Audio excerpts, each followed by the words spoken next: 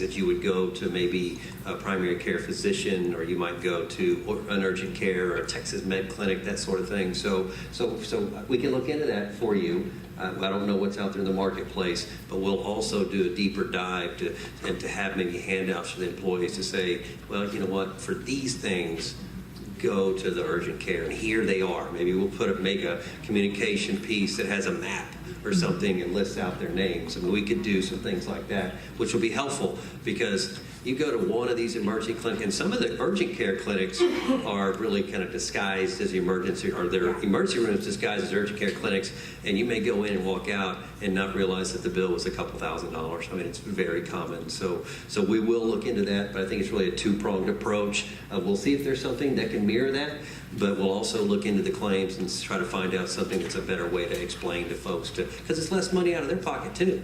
It's hurting them, and it's hurting the plan. Going back to the same thing, it's all about education, and I do understand that this white glove thing, anything that Mary said, is an additional cost. Yeah. It doesn't come for free. So if you're saying I want to save on the insurance, and then you want to spend a little bit more on this, and then you're going to be complaining, well, I should have gotten it for free. Just to make sure you understand, it's cost you more. It's not part of the plan. It will cost you more.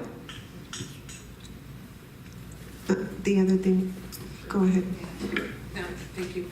Yes, sir, we understand that. And I think last year what they had said, there was a plan out there that was like $5 or $7 more, but that also can maybe make a decision on what insurance plan they want to go to, if that's, basically that they're using is for, they're pretty good in health condition, and maybe I can just take this one if all I have to do is just go to the doctor or something like that. But my last question was just to let y'all know, is that before, we were always very happy with Block Vision. It changed to another insurance, and I can't recall the name it was, and we were not happy with it. And then we went back to Superior, well, actually Block Vision, but changed their name to Superior. That's a vision plan that we're very happy with. And then also with the dental, I just want to make sure that, and why is it that we're going through March, Ms. Guajardo, on the dental plan? They offered us a 15-month discount. Okay, and was that something that was brought to our board? Because I don't recall that at that January, or at that meeting when I know last year we were very against going through that dental, and all of a sudden I know it got approved. But anyhow, if we could possibly look to see if there's an alternative for the dental, sir. If it's only like a $5 savings, please, thank you. All right, any other questions?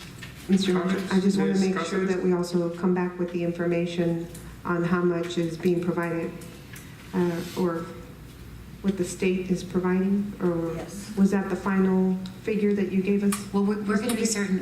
What I have notes that I need to get back to you is, what is the state minimum contribution? What does the state contribute to that state minimum? What is our employer contribution?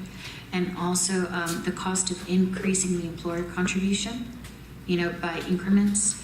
And then the last note I had to myself was life insurance, but I believe Bruce and you had already answered that question.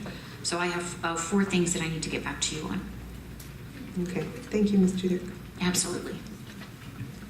All right, any other questions or comments? All right, it is...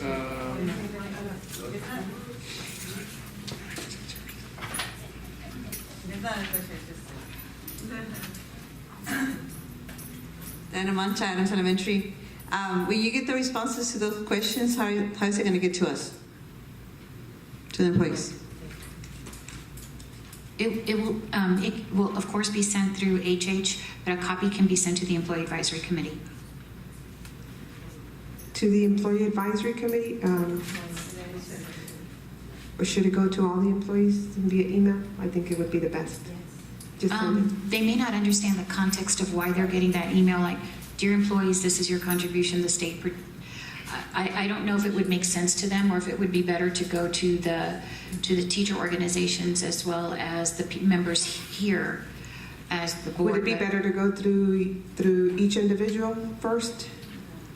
No, or send it out to all the employees? I think Ms. Chudek is correct, because I think most of the employees are already looking to their representatives, and they already know, hey, what's going on, and they know who to contact and stuff. And the last thing I'd like to say is thank you so much for going out and at least trying to see if we can lower their rates. You know, that's all we were asking for is there another alternative to these high premiums? And I know our employees are hurting and, you know, can barely afford to pay for this, but, you know, I just thank you that you had a second chance to go out there and look for them. Thank you, Ms. Gibble. And, you know, the most important piece of all of this is going to be education. You know, you guys are the backbone of education. So please share with your colleagues, make them understand the importance of not going for a headache to the emergency room. You know, not going for little things to the emergency room. You know, and we all love our kids. I mean, believe me. You know, so, but we also need to understand that the only way we're ever going to bring this down is that we need to work together. You know, this thing about I'm from this group, I'm from that group, we need to work together and unite, and let's get this going and do the right thing. Okay, it is 6:56, meeting adjourned.